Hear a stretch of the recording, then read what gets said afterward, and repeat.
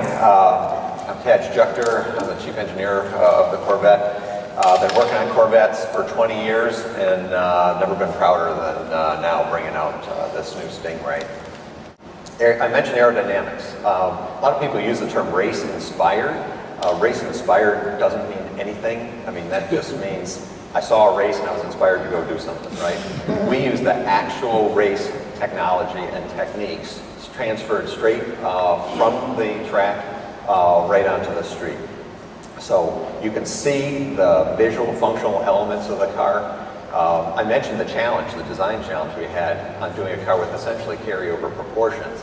By using the race techniques, we got a car that looks quite a bit different, even though the proportion is very similar. So starting at the front, we have a forward tilted radiator. Most serious race cars do it that way. You exit the hot air up over the top of the car. It pins the nose down, good downforce on the front end. Very common on race cars, almost unheard of on street cars, but that vent on the hood is fully functional.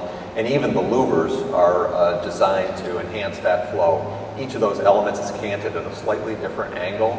So synthesis of design and engineering to create a beautiful execution that maximizes the functionality of that vent. All the other vents are functional. If you look at the rear quarter panels, we have a transmission and differential cooler. So on one side of the car is trans cooling, on the other side is diff cooling. Just like the race car, on the race car you'll see a NACA duct right in that location. We couldn't really just use an open hole NACA duct on a production street car. The race car doesn't care if debris and things get in there, you know, after the race, they just clean that out. But for a street car, you don't want to have to disassemble the car each time it gets a little bit dirty.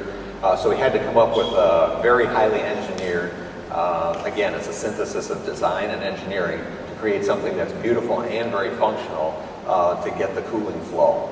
If you look at the picture here, that's not an artist's rendition of the flow. That's actually the computational fluid dynamic output from the same modeling techniques, the same software that Pratt & Miller uses on the race car, and helped us synthesize the functionality. So the top picture shows the front flow. The bottom picture shows where the air comes from to get into that rear vent. You see it snakes over the hood, through the deep grooves we have in the hood, between the mirror and the A-pillar, and into the vent at the rear. And then we have the functional vents on the rear fascia at the lowest pressure point on the back end to help vacuum that warm air out of the back of the car.